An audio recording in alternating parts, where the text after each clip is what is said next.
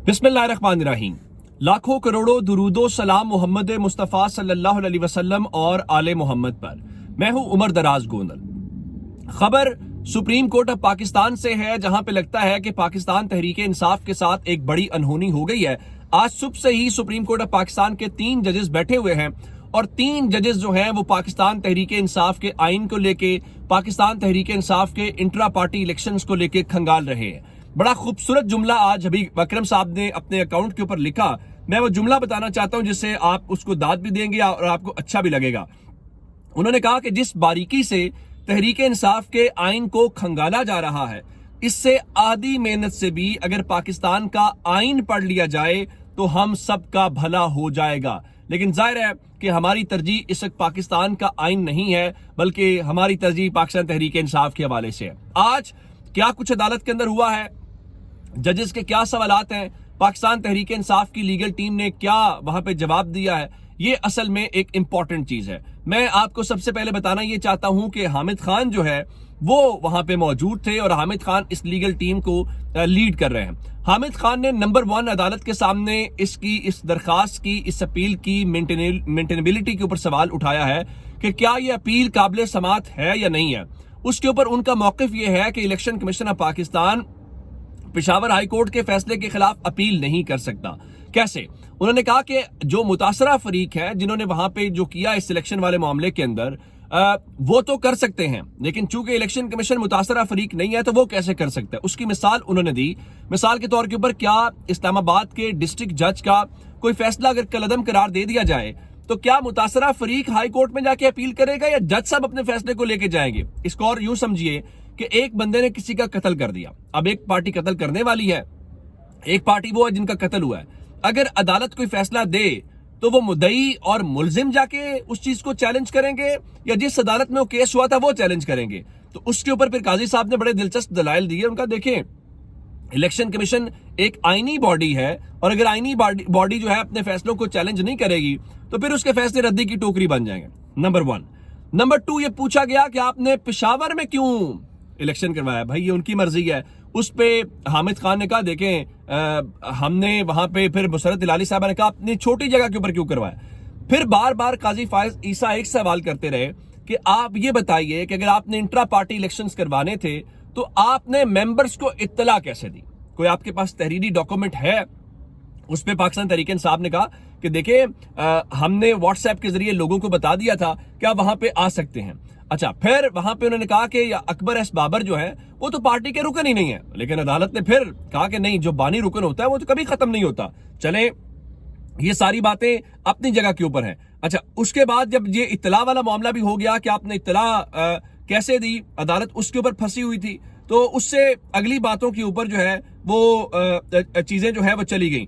अच्छा, अब इंपॉर्टेंट बात ये है कि उन्होंने कहा कि वीडियोस की बात की, तो अदालत ने कहा कि देखिए हम वीडियोस मौजूद हैं, अदालत में चला लें। तहरीक इंसाफ के जो चीफ इलेक्शन कमिश्नर है न्याजुल्ला न्याजी, तो चीफ जस्टिस साहब ने कहा नहीं, वीडियोस बाहर जाके चला लें, हम दस्तावेजात पे केस चलाते हैं। हाँ, बिल्कुल ठीक है। काजी साहब से पूछा जाना चाहिए कि क्या जुल्फिकार अली भुट्टो के केस के अंदर अदालत के अंदर वीडियो नहीं चली थी, तो तहरीक इंसाफ की वीडियो क्यों नहीं चल सकती।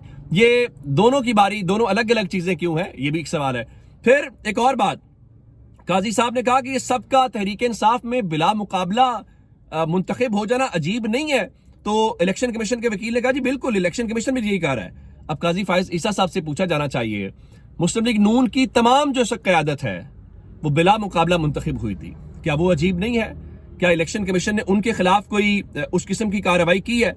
मैं आपको बता ये देता हूं, इस वक्त जो हमें नजर आ रहा है, एक बात यह है कि अकबर एस बाबर लगता है कि तहरीक इंसाफ से ज्यादा उसके हुकूक है। हालांकि हामिद खान साहब ने यह कहा कि किसी इनफरादी फर्द से ज्यादा पार्टी की राय अहमियत रखती है, लेकिन अदालत शायद लगता है कि इनफरादी फर्द के हुकूक को ज्यादा एक्नॉलेज कर रही है। नंबर 2, तहरीक इंसाफ के अंदर किसी का बिला मुकाबला मुंतखब होना भी अदालत के लिए बहुत अजीब बात है। नंबर 3, अगर इलेक्शन कमीशन को एक ऐसी बॉडी डिक्लेयर कर दिया जाए जो अदालतों से भी ऊपर है, शायद वो भी हो जाए, लेकिन तहरीक इंसाफ जो है वो बल्ले के निशान से आगे जाती हुई दिखाई दे रही है। अच्छा, एक और बात, काजी फायज ईसा साहब क्या कह रहे हैं, आप पेशावर हाई कोर्ट क्यों पहुंच गए, आपको लाहौर हाई कोर्ट क्यों पसंद नहीं आया? یہ مجھے سمجھ نہیں آئی. تو وکیل حامد خان نے کہا بڑی سمپل سی بات یہ ہے, ہمیں کہیں سیکیورٹی نہیں مل رہی تھی, ہم پشاور چلے گئے, اور دوسری بات یہ ہے کہ پشاور کے حوالے سے الیکشن ہوئے, پشاور میں الیکشن ہوئے تھے تو ہم نے پشاور ہائی کورٹ کے اندر چلا گیا. دوسرا لاہور ہائی کورٹ میں درخواست تھی, انہوں نے خارج کر دی.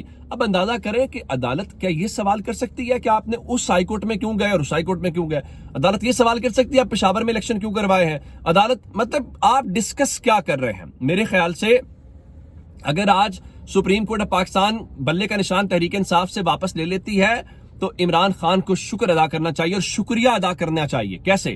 تاکہ یہ تاریخ کا حصہ بن گیا ہے کہ پاکستان کی اعلیٰ عدالتوں نے, پاکستان کی جو اعلیٰ ترین ججز ہیں, جمہوریت آئین پسندوں نے پاکستان کے کروڑوں عوام کی مقبول جماعت جو ہے اس کے ساتھ کیا سلوک کیا تھا. تو اس کے بعد ابھی تھوڑی دیر پہلے بیرسٹر گوہر آئے, ذرا عدالت کو دیکھیے گا. تو بیرسٹر گوہر نے کہا انٹرا پارٹی انتخابات پشاور میں ہوئے, اس لیے پٹیشن ہم نے وہاں پہ کی. تو چیف جسٹس نے بیرسٹر گوہر کو کہا آپ کس حیثیت میں دلائل دے رہے ہیں؟ انہوں نے کہا میں عدالت کی معاونت کر رہا ہوں. تو حامد خان نے کہا کہ سینئر وکیل ہے, انہیں بات کرنے دیں. یعنی لگتا یہ ہے کہ ہمارے قاضی صاحبان سوال بھی مرضی کا کرتے ہیں, انہیں جواب بھی مرضی کا چاہیے. تو وہ کہتے ہیں جی پشاور کیوں گئے, الیکشن کیوں کرایا, کیا پشاور پاکستان کا حصہ نہیں ہے؟ یہ ایک سمجھ سے بالا تر ہے. میرے خیال سے ایک عام آدمی کی رائے اگر آج کی اس نے سماعت دیکھی ہو تو لگتا یہ ہے کہ وکلا سے زیادہ جو جج صاحبان ہیں وہ دلائل دیتے ہیں, اور الیکشن کمیشن سے زیادہ جو شاید سوال الیکشن کمیشن بھی نہیں کر سکا وہ عدالت نے کیے. پھر عدالت نے بنیادی سوال الیکشن کمیشن سے اور اکبر ایس بابر سے نہیں پوچھا کہ بھائی آپ بتائیں آپ کے کون سے حقوق متاثر ہوئے ہیں.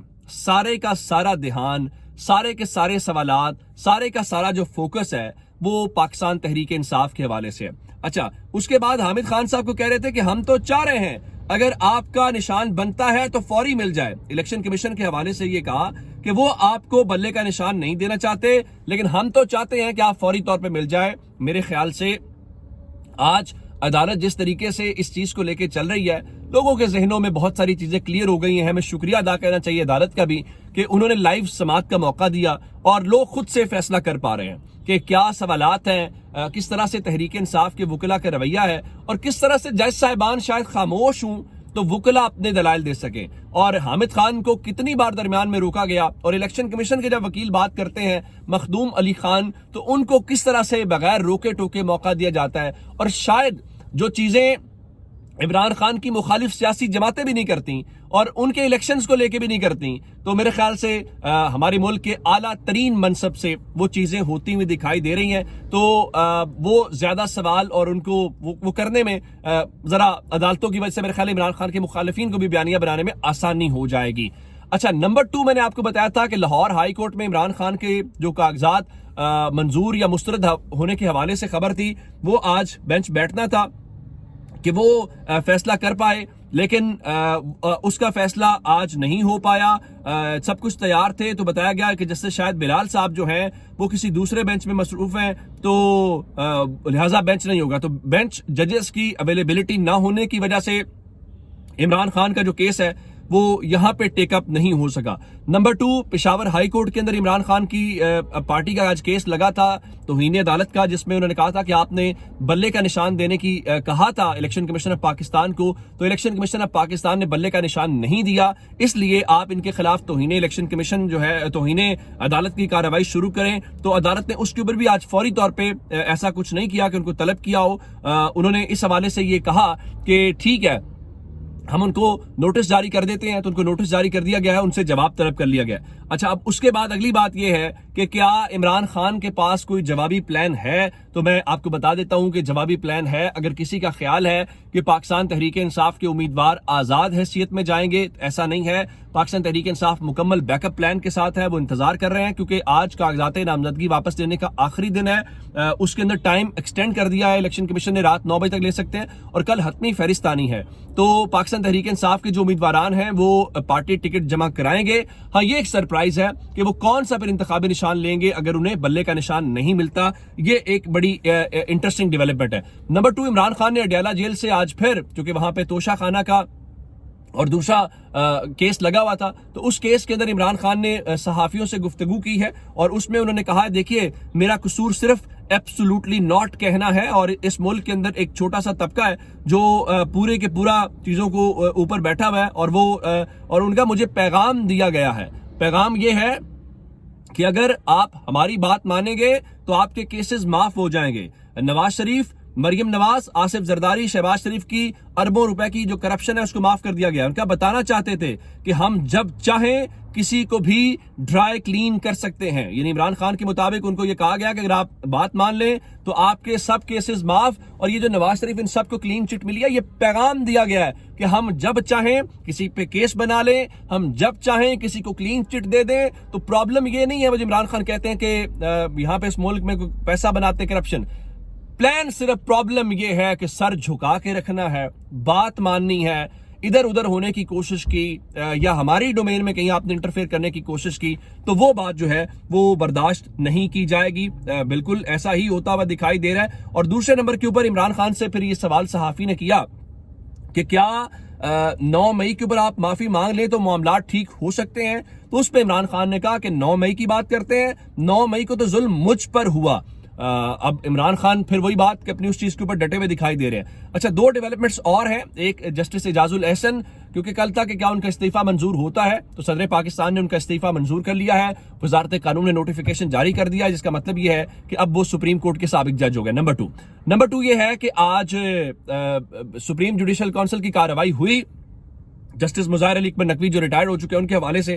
تو فی الحال عدالت نے وہاں پہ مخدوم علی خان جو ان کے وکیل تھے ان کا جی آپ ریٹائرڈ جج کے خلاف کارروائی نہیں کر سکتے. آپ حیران اس بات کے اوپر ہوں گے کہ حکومت نے ریٹائرڈ ججز کے خلاف کارروائی نہ ہونے کا جو قانون ہے اس کو ہی چیلنج کرنے کا فیصلہ کر لیا ہے. اور ظاہر ہے وہ عافیہ شہربانوں کا کیس ہے تو قاضی صاحب بیٹھے ہوئے ہیں اور وہ کیس بھی اڑ جائے گا. اس کے بعد آپ ججز کے خلاف ایک بھرپور طریقے سے چیزیں چلے گی. تو مظاہر نقوی کے خلاف جو ہے وہ 15 فروری تک کی کارروائی ملتوی کر دی گئی ہے، گو کہ انہوں نے پلی لی ہے کہ ہم استعفیٰ دے چکے، اب ہمارے خلاف کارروائی نہیں کر سکتے. حکومت نے اٹارنی جنرل نے بتایا ہم تو اس قانون کو ہی چیلنج کرنے جا رہے ہیں، اور قانون پھر پتہ ہی آپ کو قاضی صاحب کے ہوتے ہوئے. اپنا بہت سارا خیال رکھیے گا. خدا حافظ.